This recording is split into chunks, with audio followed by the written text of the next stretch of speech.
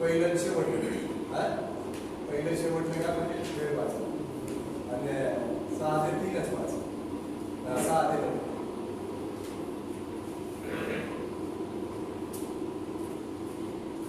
परमेश्वराचं नाव आपण धन्यवाद द्या. आपण यावेळेस एक गीत गाऊया.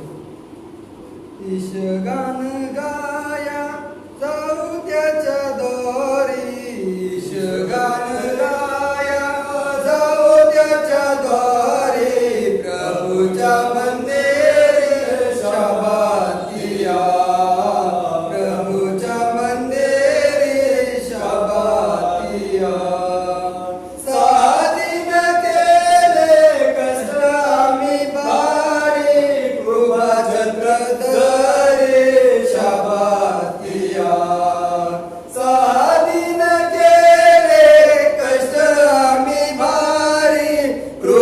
चक्रधरे शाबातिया.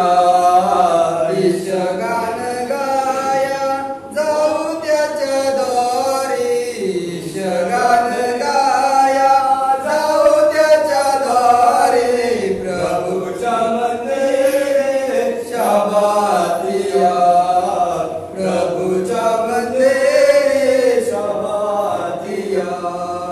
विनंती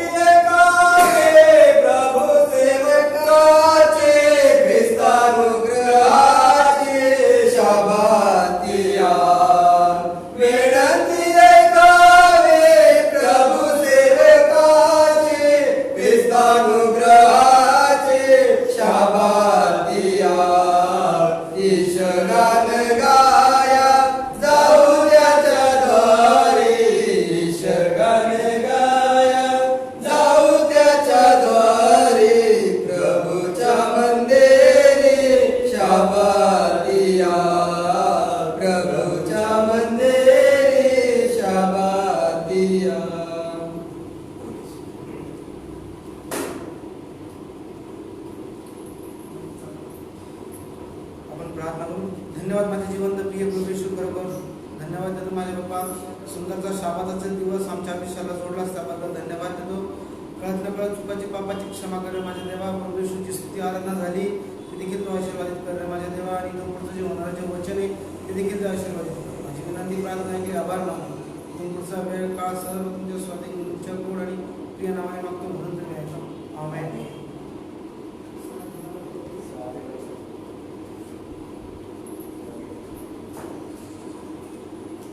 यशायाचा 55 अध्याय 6 ते 9 वचन आपण बघूया.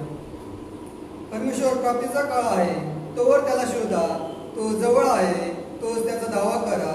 दुर्जन आपला मार्ग सोडो, अधर्मी आपल्या कल्पनांचा त्याग करो आणि परमेश्वराकडे वळो, म्हणजे तो त्याच्यावर दया करेल.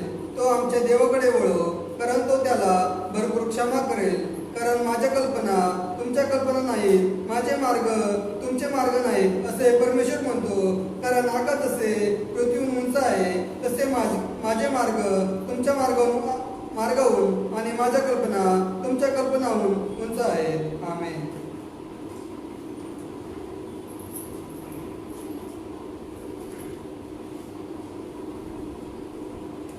प्रार्थना करू. धन्यवाद राजाचं देव दाखवला बाबा, तुझ्या मंत्राच्या शाबात दिवशी बाप्पा आम्ही एकत्र जमलो असतो. तुझे नाव सुद्धा त्यांना आम्ही केलेलं राजा, वचन देखील वाचलेले राजा. वचनाचा अर्थ आम्ही प्रत्येकाला तू समजून सांग राजा. वचनाद्वारे बाप्पा तू आमच्याशी बोल राजा. आमच्या जीवनामध्ये कार्य तू घडणार राजा. मोठे मोठे साक्ष तू आमच्या जीवनामध्ये घडणार आणतोस म्हणून तुझ्या नावाला धन्यवाद देतो राजा. आमच्या प्रार्थनेचं उत्तर देखील तू देतोस म्हणून तुझ्या नावाला धन्यवाद देतो राजा. वचन भागेल सर समजून सांगणे बाप्पा त्यांच्याद्वारे आमच्याशी तू बोल राजा. चांगलं समजून सांगण्यास त्यांना देखील तू सहाय्य मदत कर राजा. सर्व काय तुझ्या इच्छेनं तू उद्या राजा. इथून पुढची वेळ काय तुझ्या निश्वास नावण्या मागतो म्हणतोय. आमेन.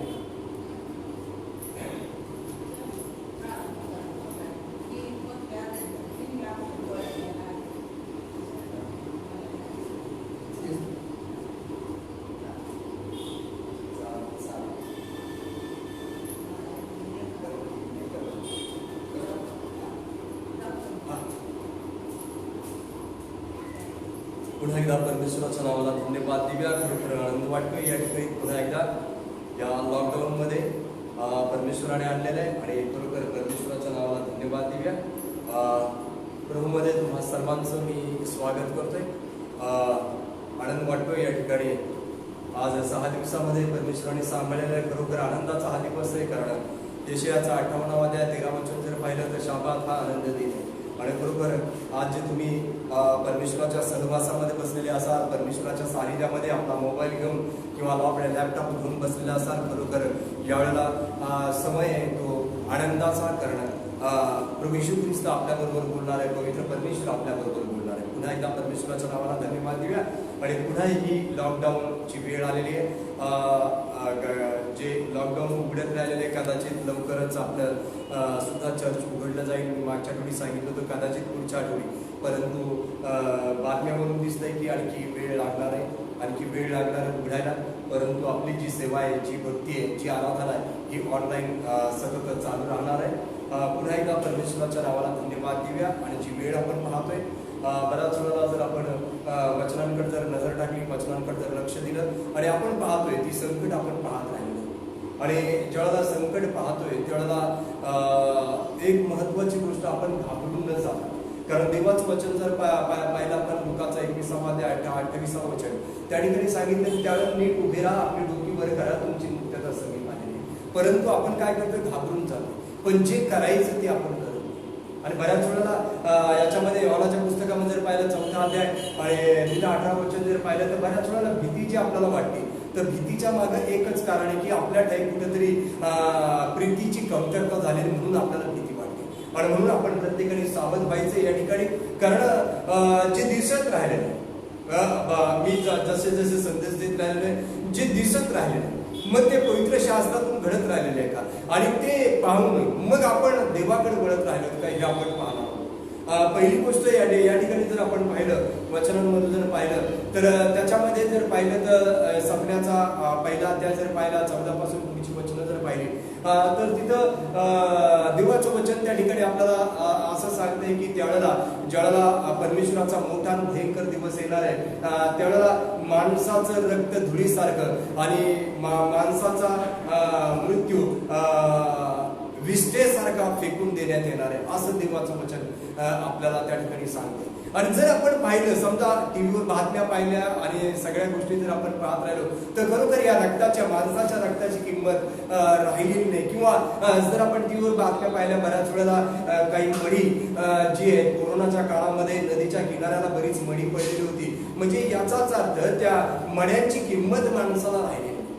मला या ठिकाणी जे सुचवायचे, परमेश्वरा सपन्याच्या पुस्तकामध्ये जर पाहिलं तर त्याच्यामध्ये सांगितलेले परमेश्वराविरुद्ध ज्यावेळेला आपण पाप करतो, परमेश्वराविरुद्ध ज्यावेळेला आपण अधर्म करतो, त्यावेळेला संकट आपल्यावर येते. आणि तिथं देवाचं वचन असं सांगते की जी मणी आहे ती विष्ठेसारखी, म्हणजे घालीसारखी ती काय करणार आहे, फेकून देण्यात येते. आणि ज्यावेळेला आपण पाहतो युपी मध्ये जर पाहिलं विशेष करून तर मडी त्या नदीच्या बाजूला त्या ठिकाणी ऊन पडलेली होती, बराच त्याच्यावर उहापोह झालेला होता, हे आपल्याला दिसत राहील.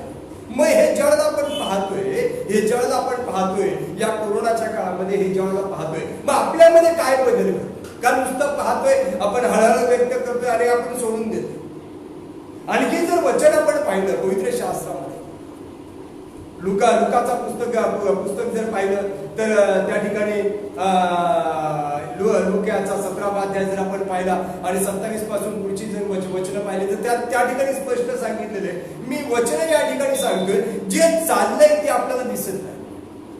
म्हणजे परमेश्वरने आपल्याला अनभिज्ञ, म्हणजे आपल्याला काहीच माहित नाही ना, अचानक त्याने काहीतरी कोप आपल्यावर टाकलेला आहे, नाश आपल्यावर टाकलेला आहे, असं काहीच नाही. प्रत्येक गोष्ट स्पष्ट सांगितलेली आणि ती आपल्या पुढे घडत चालेल. त्या ठिकाणी एक महत्वाची गोष्ट सांगितलेली, लुकाचा 17 अध्याय आणि 27 पासून पुढे जर वचन पाहिली, 32, 33, 34 वचन जर पाहिलं तर त्याच्यामध्ये असं सांगितलेले, जो धाब्यावर असेल त्याने खाली येऊ नये आणि जो शेतात असेल त्याने घरी येऊ. आता जर आपण विचार केला, बऱ्याच वेळेला विचार जर केला, सुरुवातीच्या काळामध्ये ज्यावेळेला मागच्या वर्षी ज्यावेळेला सुरुवात झाली मार्च महिन्यामध्ये, आणि लॉकडाऊनची सुरुवात झाली. मी बऱ्याच ठिकाणी परिस्थिती पाहिली आणि तशा बातम्याच यायच्या की हाताला सॅनिटायझर लावायचं आणि लांबूनच बोलायचं आणि लोक इतके घाबरलेली होती की ते लांबूनच हे करायचे, बोलायचे वगैरे. म्हणजे बऱ्याच वेळेला परिस्थिती अशी निर्माण झालेली होती की भाऊ भावाला ओळखत नव्हता, भाऊ वडिलांना, वडील भावाला ओळखत नव्हते. बाहेरून कुणी आला तर मग मनामध्ये द्वेष निर्माण झाल्यासारखं त्यावेळेला. म्हणजे जी अस्पृश्यता पूर्वी पाहिलेली होती, पूर्वी जाती जातीमध्ये होते, परंतु यावेळेला ती माणसामध्ये आपल्याला दिसण्यात आली. आपण पाहिलेले की कुणीच कुणावर विश्वास ठेवत नव्हतं. हे कुठं लिहिलेले? देवाच्या वचनामध्ये लिहिलेले की असं घडलं जाणार आणि म्हणून त्या ठिकाणी वचन आहे. जर पुढे आपण जर पाहिलं लुकाच्या पुस्तकामध्ये 21वा अध्याय जर पाहिला 25 ते 28 वचन जर पाहिलं, आपण 28व वचन आता आपण पाहिलेलं मी तुम्हाला सांगितलेले, तिथं 28व्या वचनामध्ये त्या ठिकाणी सांगितलेले त्यावेळेला नीट उभं राहा, आपली डोकी वर करा, तुमची मुक्तता समीप आली. जर अगोदरची जर वचनं पाहिली म्हणजे 25वं वचन जर पाहिलं तर त्याच्यामध्ये सांगितलेले समुद्रावर उठलेल्या लाटांनी राष्ट्रे भयचकित होती. आणि ती जर म्हणजे जे वादळ, कारण महाराष्ट्रामध्ये जर पाहिलं तर मला वाटतं मागच्या वर्षी लॉकडाऊनच्या काळामध्ये 2 वादळ झाले आणि या वर्षी म्हणजे 2021 मध्ये 1 वादळ होऊन गेले. सांगायचं तात्पर्य पूर्वी वादळ क्वचित कधीतरी ऐकायला, मी ज्यावेळेला छोटा होतो मुंबईमध्ये, मला वाटतं 3री 4थी मध्ये त्यावेळेला मी होतो, त्यावेळेला एक वादळ मुंबईमध्ये त्याने दिशा बदलली, दुसरीकडे गेलं, परंतु त्याला जवळजवळ मला वाटतं 40 वर्ष त्या याला झालेले असतील, गोष्टीला झालेले असतील. आणि त्याच्यानंतर आता जर पाहिजे एवढ्या 6-7 वर्षाच्या काळामध्ये जी ग्लोबल वॉर्मिंग किंवा पृथ्वीचं वातावरण जे तापत चाललेले त्याच्याकडे जर आपण नजर टाकली तर पहा तिथं वचनाप्रमाणे म्हणजे लुकाच्या पुस्तकामध्ये जे सांगितलेले समुद्रावर उठलेल्या लाटांनी राष्ट्रे काय होतील? भयचकित होतील. आणि पुढे जर वचन पाहिलं तिथं नीटचं वचन जर आपण पाहिलं लुकाच्या पुस्तकामध्ये तर सुंदरशी वचनं त्या ठिकाणी सांगितलेले आणि त्या वचनाकडे पाहून आपण काय विचार करतोय हा आपण त्या ठिकाणी विचार केला पाहिजे. आपण ते ऐकल्यानंतर किंवा ते पाहिल्यानंतर आपल्यामध्ये काय बदल होतोय हे सुद्धा आपण पाहायला पाहिजे. पहा तिथं देवाचं वचन आपल्याला सांगते, पहा तेव्हा सूर्य, चंद्र व तारे या चिन्हे होतील आणि समुद्र व लाटा यांच्या गर्जनेने राष्ट्रे पृथ्वीवर घाबरी होऊन पेचात पडतील. म्हणजे हे जे वादळ आहे किंवा समुद्रावरच्या लाटा उठत राहिलेल्या आहे त्याच्यामुळं फक्त भारतच नाही म्हणजे आपण या ठिकाणी राहतोय म्हणून आपणच नाही तर पूर्ण ग्लोबल वॉर्मिंगमुळं कमी दाबाचे पट्टे निर्माण होत राहिलेले तर समुद्रावर वादळ निर्माण होत राहिलेले आणि हे आपण काय आपल्या डोळ्यांनी आपण सारखं पाहत राहिलेलो आहे. ही भयंकर परिस्थिती. जरी आपण समजा समुद्र सपाटीपासून जर लांब असलो तरी मात्र जे समुद्राच्या जवळ आहे त्यांना किती त्रासामध्ये त्या ठिकाणी किती संकटामध्ये त्या ठिकाणी सापडावं लागते हे आपल्याला सांगता येत नाही. आणि जर इथं जर पाहिलं पवित्र शास्त्रामध्ये पुढचं जर वचन पाहिले राष्ट्रे पृथ्वीवर घाबरी होऊन पेचात पडतील, भयाने व जगावर येणाऱ्या गोष्टीची वाट पाहण्याने मनुष्य मूर्छित होतील. एक जर मला वाटतं 2 महिन्यापूर्वी 1 महिन्याभरापूर्वी जर आपण पाहिलं तर नाशिकला बरेच जण चक्कर येऊन अचानक पडायचे आणि मरून जायचे म्हणजे बेशुद्ध पडायचे आणि मरून जायचे. आणि मला वाटतं बरेच मृत्यू त्याच्यामुळे सुद्धा त्या ठिकाणी झाले. हे सांगायचं जे तात्पर्य, हे सांगायचं जे कारण मी तुमच्या पुढे जे मांडत राहिलो ही जी वचनं सगळे जे मांडत राहिले एक वचन जर पाहिलं प्रगटीकरण याचा 16वा अध्याय पहिलं दुसरं वचन जर पाहिलं ज्या 7 पिढ्या येणार आणि 7 पिढ्यातली पहिली जी पिढा आहे त्याच्यामध्ये असं सांगितलेले जे श्वापदाला आणि त्याच्या मूर्तीला नमन.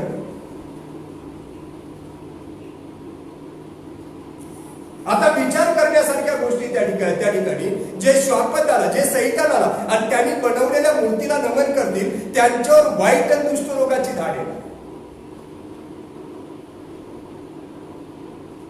दुष्ट रोगाची का तर त्या ठिकाणी आपण जर विचार केला आणि ते आपण पाहिले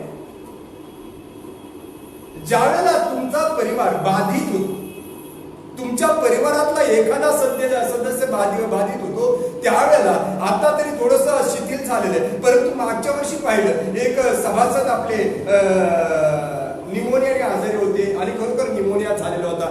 ज्यावेळेला चेकिंग केलं त्यावेळेला त्यांच्यामध्ये ते पॉझिटिव्हिटी म्हणजे पॉझिटिव्ह ते सापडले, परंतु 3 महिने त्यांचे शेजारी त्यांच्या घरामध्ये गेले सुद्धा नाही. आणि म्हणून या रोगाला जे म्हटलेले वाईट आणि दुष्ट रोगाचे धाड पडणार आहे. म्हणजे त्या ठिकाणी ज्यावेळेला तुम्ही बाधित होता, जर परिणाम पाहिला, याचा जर परिणाम पाहिला तर एड्स पेक्षा भयंकर या रोगाला सगळ्यांनी मांडलेले, एड्स पेक्षा भयंकर मांडले.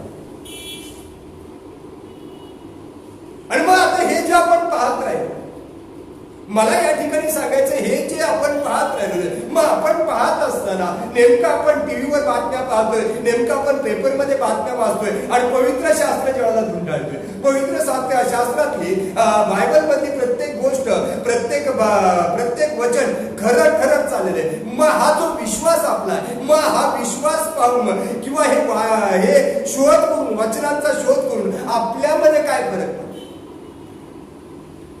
कारण वचन जर पाहिलं, आता वचन आपण पाहिलं यशायाचा 55 अध्याय आणि 6वं वचन, तिथं स्पष्ट सांगितलेलं आहे परमेश्वर प्राप्तीचा काळ.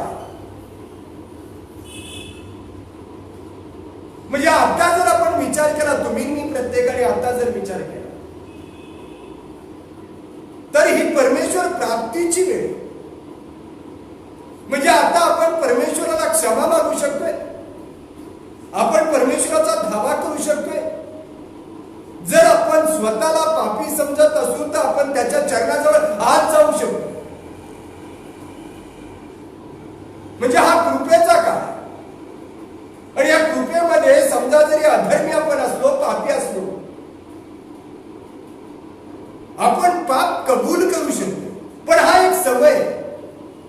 आणि म्हणून रोमकरासपत्र्याचा 13वा अध्याय 11 वचन जर पाहिलं तर त्या ठिकाणी असं सांगितलेलं आहे, समय ओळखून हे करा. म्हणजे एक समय आपल्याला दिलेला आणि त्या ठिकाणी सांगितलेलं आहे पहिल्यापेक्षा तारण आता जवळ आलेलं आहे.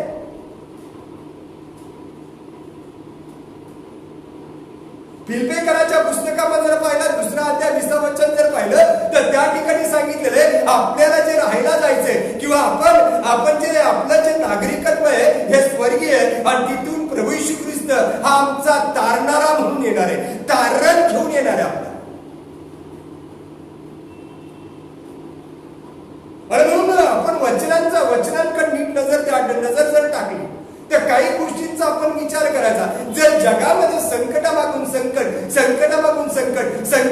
संकट जर चाललंय तर आपल्यामध्ये बदल होणं, आपल्यामध्ये देवाला बदल झालेला दिसला पाहिजे, ही देवाची इच्छा आहे. कारण यहेजकेलाचा 33वा अध्याय 11 वचन सांगते, दुर्जन मरावा यात मला संतोष नाही, त्यांनी मागं फिरा. योएलाचा 2रा अध्याय 12 वचनामध्ये देवाचं वचन सांगते, आता तरी देवाचं वचन ऐकून फिरा, मागं फिरा, पश्चाताप करा, आपली वस्त्र नव्हे तर आपलं हृदय फाडा, असं देवाचं वचन त्या ठिकाणी सांगते. म्हणजे जर आपण समजा संकटातून कदाचित आपण वाचला असतो, कदाचित देव तुमच्या बरोबर राहिलेला असणार. कारण योएलाचा 2रा अध्याय आणि 4व्या वचनामध्ये सांगितले आपण पश्चाताप केला तर कदाचित. सपन्याचा 2रा अध्याय त्याच्यामध्ये सुद्धा सांगितलेले 1, 2 आणि 3 वचन, जर तुम्ही धार्मिकतेचं आचरण केलं, जर तुम्ही लीन आणि नम्र झाला तर कदाचित परमेश्वर आशीर्वाद ठेवून जाईल की नाही, कोण जाईल. म्हणजे याचा अर्थ जे आपण पाहत राहिलो, नुसतं पाहत बसू नका. एखादं संकट तुमच्या समोर आलेलं आहे, तुम्ही पाहत राहिलेलं आहे, पवित्र शास्त्रामध्ये तुम्हाला ते वचन सापडलेलं आहे. आपण तो विचार करायचा की हे पाप मला दिसत राहिलेले आणि हे पाप माझ्यामध्ये चाललेलं आहे.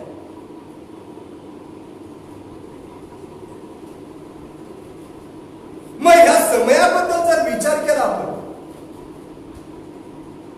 मग आज जो परमेश्वर आपल्याला वेळ देत राहिलेला आहे, फिरावं म्हणून संधी आपल्याला तो देत राहिला. उपदेशकाच्या पुस्तकामध्ये जर पाहिलं तर त्याच्यामध्ये सांगितलं पाप केलं तर लगेच शिक्षा होत नाही आणि म्हणून माणूस पापाच्या मागे जातो. पण जर वचन पाहिलं निर्गमनाचा 34 अध्याय 6 वचन जर पाहिलं तर त्या ठिकाणी सांगितलं परमेश्वर कृपाळू कनवाळू प्रीतीचा सागर आहे असं देवाचं वचन त्या ठिकाणी सांगितलं. पण एक वचन त्या ठिकाणी सांगितलेले परमेश्वर मंद क्रोध आहे. म्हणून बऱ्याच वेळेला आपण पाप करतोय आपल्याला शिक्षा होत नाही आणि तिथंच काय होत राहिलेले परमेश्वर आपल्याला संधी देतोय पण माणूस विचार करतो मला काहीच होत नाही.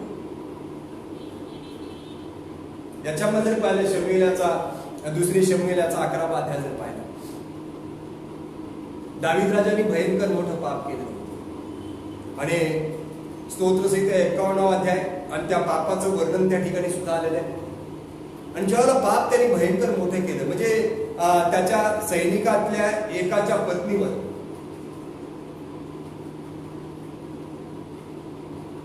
दावीद राजाची नजर गेली.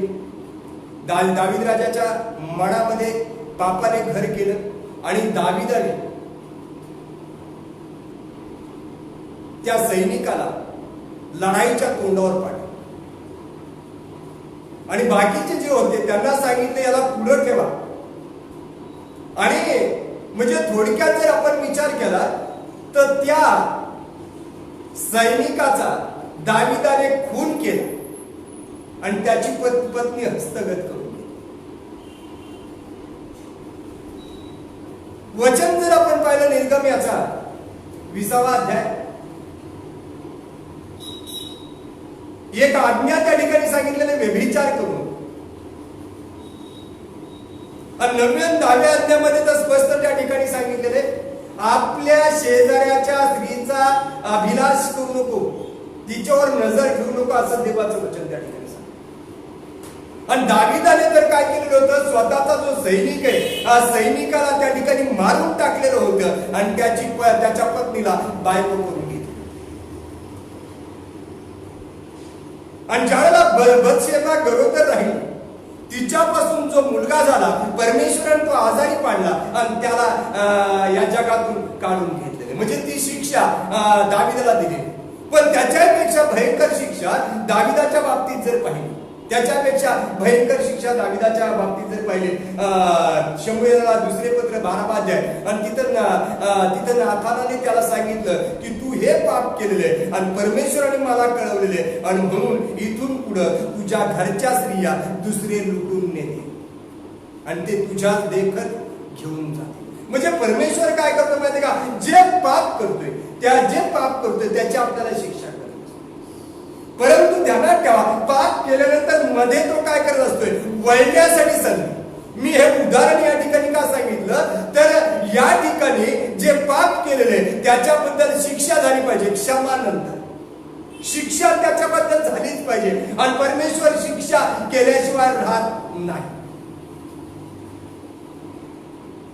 दानिएलचा 4था अध्याय जर पाहिला 27व्या वचनामध्ये त्या ठिकाणी सांगितलेलं आहे दानिएल नबुकदनेस्सराला सांगतोय हे जे स्वप्न पडलेलं जे झाड तो पाहिलेलं जे वाढून मोठं झालेलं हे राजा सर्व काही तू तुझ्या पराक्रमाने कमवलेले हे सगळं तुझ्या बाबतीतच लिहिलेलं आहे. पण मी तुला एक सल्ला देतो कारण परमेश्वरने मला जे सुचवलंय त्याद्वारे मी तुला एक सल्ला देतो की तू आता काय कर पाप करण्याचं टाकून दे अधर्म करण्याचं सोडून दे गरीबावर दया कर आणि परमेश्वराच्या मार्गाने जा.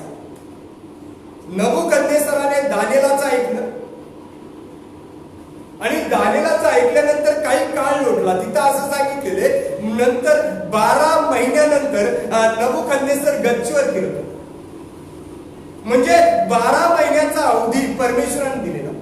आणि बऱ्याचदा कधी कधी आपल्याला वाटते की बाबा मला आज देवाने का मारलेले मी काल पाप केले नाही परवा पाप केले नाही तेरवा पाप केले नाही गेल्या आठवडी पाप केले नाही पण कदाचित गेल्या वर्षी कुठला तरी अधर्म तुम्ही केलेला असतोय आणि त्याची जी शिक्षा आहे ती बाकी असते. कारण प्रगटीकरण याचा 3रा अध्याय 19 वचन जर पाहिलं तर येशू त्या ठिकाणी म्हणतोय जो पाप करतोय त्याला मी त्याचे दोष दाखवतोय आणि त्याला शिक्षा करतोय. वचन असं सांगते ज्याच्यावर मी प्रीती करतोय तो पाप करतोय त्याचे दोष मी दाखवतोय आणि त्याला शिक्षा करतोय. म्हणजे शिक्षा ज्यावेळेला होते त्यावेळेला मात्र त्याच्यानंतर जर आपण पश्चाताप केला म्हणजे पश्चाताप केला आपल्याला शिक्षा झाली मात्र त्याच्यानंतर परमेश्वर आपल्याला शिक्षा केला.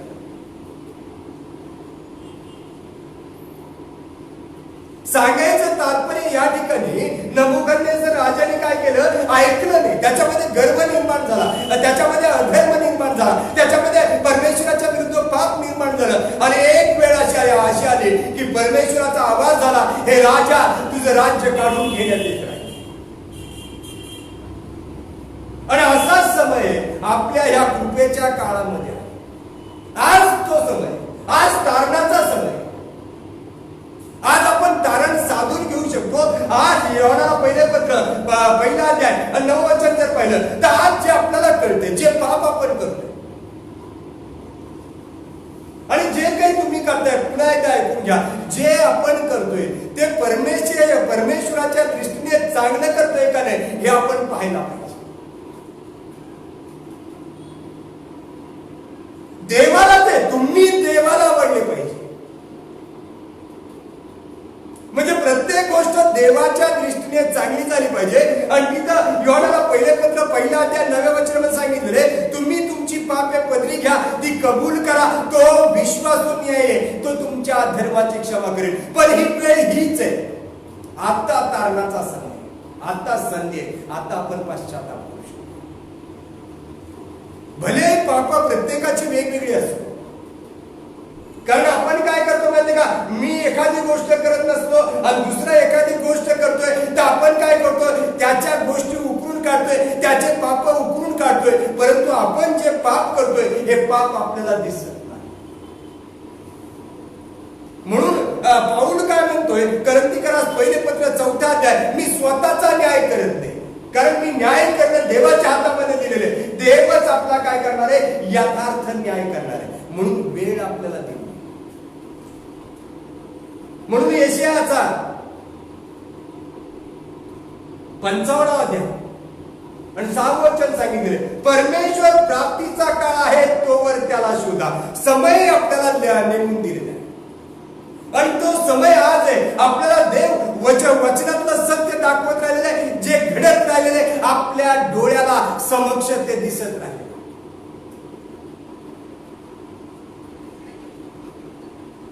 तिमोथेला दुसरे पत्र 3रा अध्याय 1 ते 6 वचन जर पाहिजे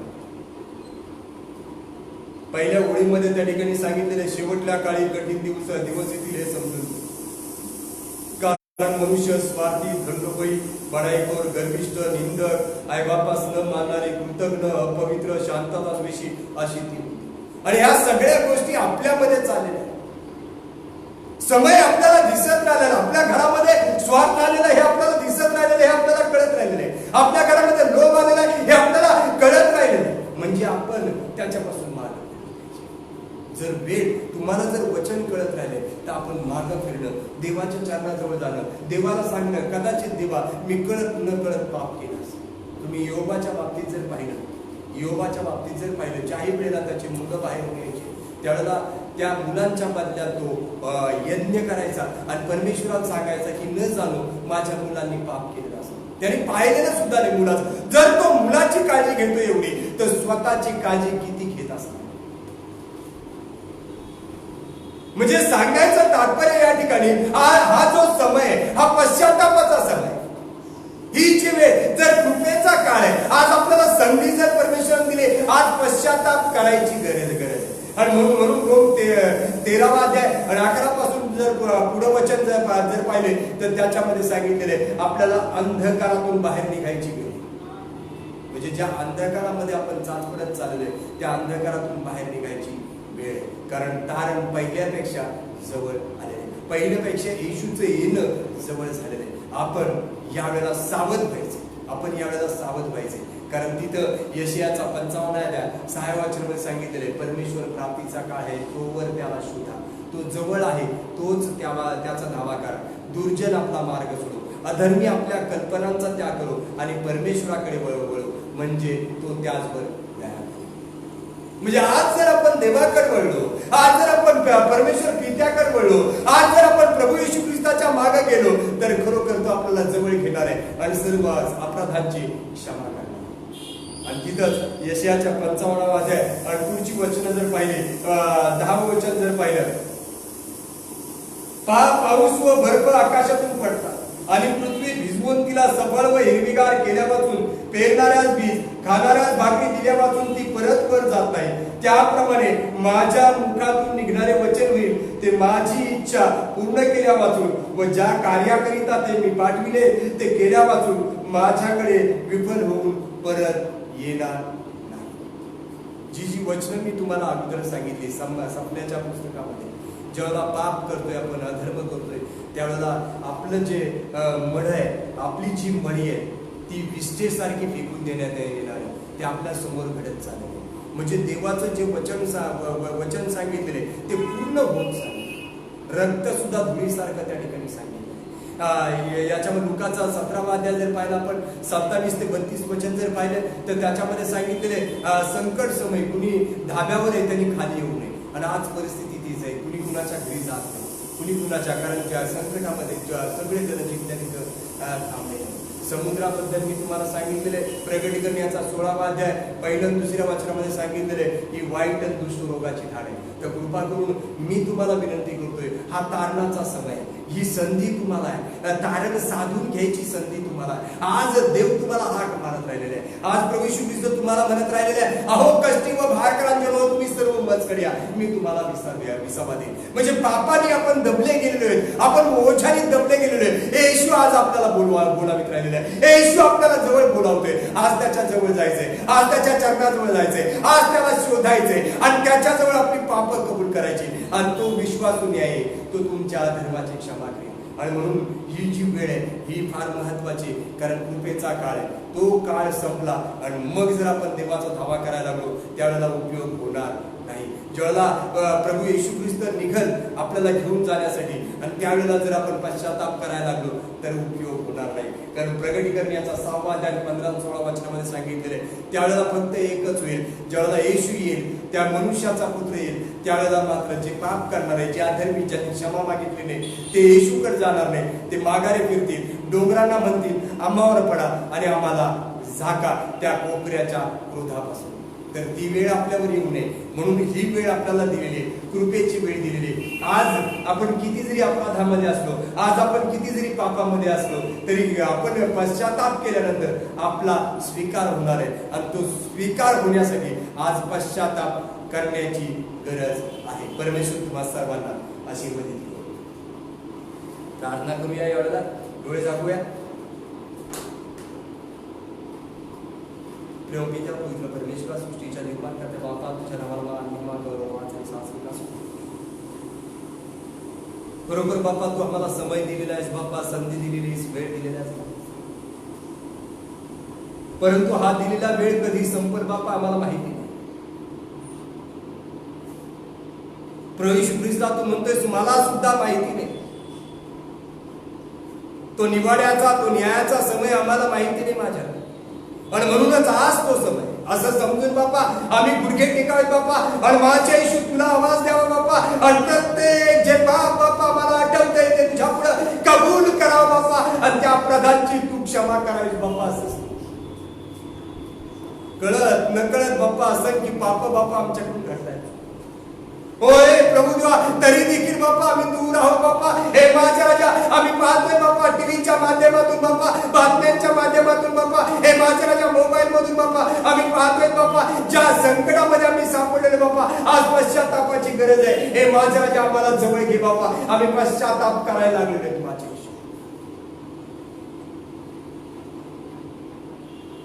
हे नासुरीश बापा विनंती केली,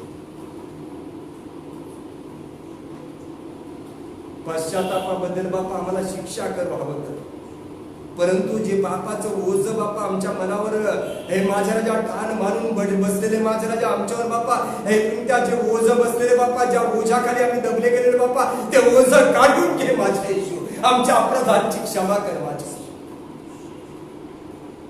धन्यवाद येशू. आज मी प्रार्थना विनंती तुझ्या पुढे सादर केलेली बाबा. आम्ही प्रत्येक जण बापा नतमस्तक झालेलं बापा आम्ही कबूल करतोय प्रत्येक गोष्टी बापा ज्या हे तुमच्या आमच्या जीवनामध्ये बापा आम्ही केलेल्या आहेत बापा. आमचा स्वीकार कर. आमच्या धर्माची क्षमा कर. आम्ही ओळखले बापा समय जवळ आलेला तुझा येण्याचा समय जवळ आलेला बापा. आम्हाला तुला सामोरे होण्यासाठी जायचंय बापा. यासाठी बापा निर्दोष अंतःकरण आमच्या ठाई पाहिजे बापा. म्हणूनच आमच्या अपराधांची क्षमा कर. आमच्या पापांना आमच्यापासून दूर कर. आज येशू जे आजारात असतील जे दुःखात असतील जे त्रासात असतील बापा त्यांचे आजार दुःख त्रास संकट बापा तू निवार माझ्या. दीपक सारी प्रार्थना करतो माझ्या राजा कॅन्सरनी बापा त्रस्त आहे बापा परंतु बापा तू आरोग्य देत राहिलेला आहेस त्याला. आजही बाप्पा त्याला तू स्पर्श कर. आजही बाप्पा त्याला तू बरं कर. हे आज तुझी बाप्पा सामर्थ्याचा हात बाप्पा त्यावर तुझे बाप्पा. मीना बाप्पा तुझ्या मंदिरात आली होती बाप्पा. तिच्या पोटातली बाळ बाप्पा तू आशीर्वादित कर माझ्या राजा. तिचं संरक्षण कर माझ्या. हे प्रभू जेव्हा तू ये बाप्पा वैशालीला तू बरं केलेलेस माझ्या राजा. हे तुमच्या चेहऱ्यावरचे चट्टे बाप्पा घालवलेस बाप्पा त्याही बद्दल तुला धन्यवाद देतो बाप्पा. आणखी बाप्पा ज्यांनी त्या चट्ट्यांसाठी विनंती केलेली बाप्पा आज स्पर्श कर बाप्पा. त्या लेकराला बाप्पा तुझ्या शब्दाने बाप्पा त्याला तू बरं कर. 32 आणखींची काळजी घे. त्यांनी विनंती केलेली त्यांच्या परिवारासाठी बाप्पा आशीर्वादाचे मार्ग तू मोकळे कर.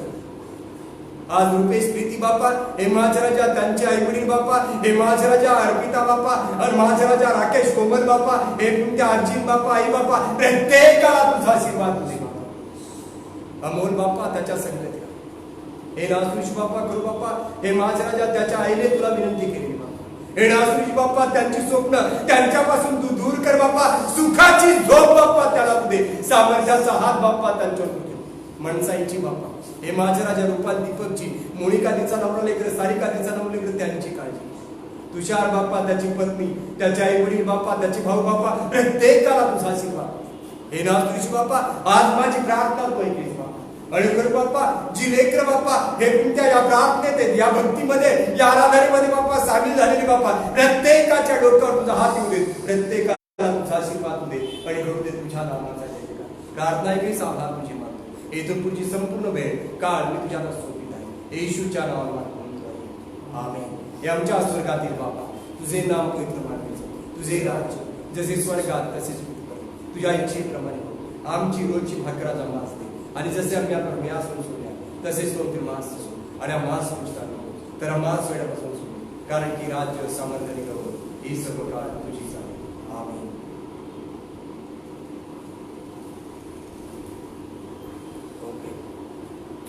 चला मंडळी